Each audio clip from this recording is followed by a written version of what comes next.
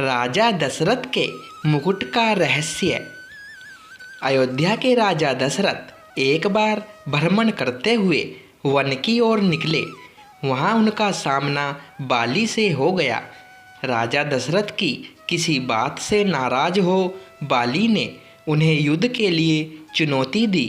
राजा दशरथ की तीनों रानियों में से कैकेयी अस्त्र शस्त्र एवं रथ चलाने में पारंगत थी।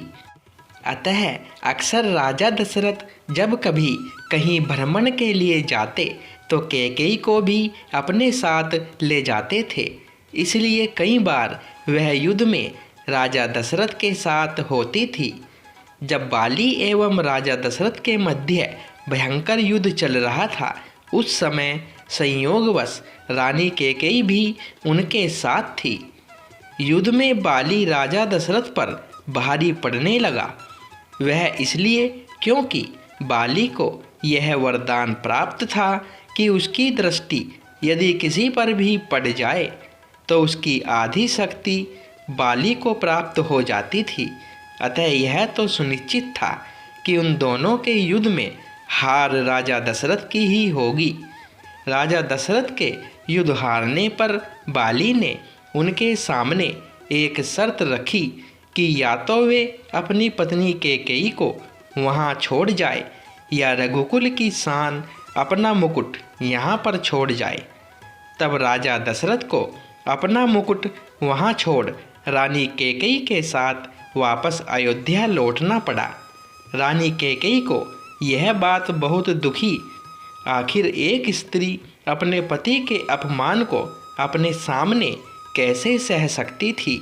यह बात उन्हें हर पल कांटे की तरह चुभने लगी कि उनके कारण राजा दशरथ को अपना मुकुट छोड़ना पड़ा। वह राजमुकुट की वापसी की चिंता में रहती थी। जब श्री राम जी के राज तिलक का समय आया, तब दशरथ जी व कैकेयी की मुकुट को लेकर चर्चा हुई। यह बात तो केवल यही दोनों जानते थे। कैकेयी ने रघुकुल की आन को वापस लाने के लिए श्री राम के वनवास का कलंक अपने ऊपर ले लिया और श्री राम को वन भिजवाया। उन्होंने श्री राम से कहा भी था कि बाली से मुकुट वापस लेकर आना है। श्री राम जी ने जब बाली को मारकर गिरा दिया, उसके बाद उनका बाली के साथ संवाद होने लगा। प्रभु ने अपना परिचय देकर बाली से अपने कुल के शान मुकुट के बारे में पूछा था। तब बाली ने बताया, रावण को मैंने बंदी बनाया था। जब वह भागा तो साथ में छल से वह मुकुट भी लेकर भाग गया। प्रभु मेरे पुत्र को सेवा में ले ले, वह अपने प्राणों की बाजी लगाकर आपका मुकुट लेकर आएगा। जब अंगद श्री राम जी के दूत बनकर रावण की सभा में गए, वहाँ उन्होंने सभा में अपने पैर जमा दिए और उपस्थित वीरों को अपना पैर हिलाकर दिखाने की चुनौती दे दी।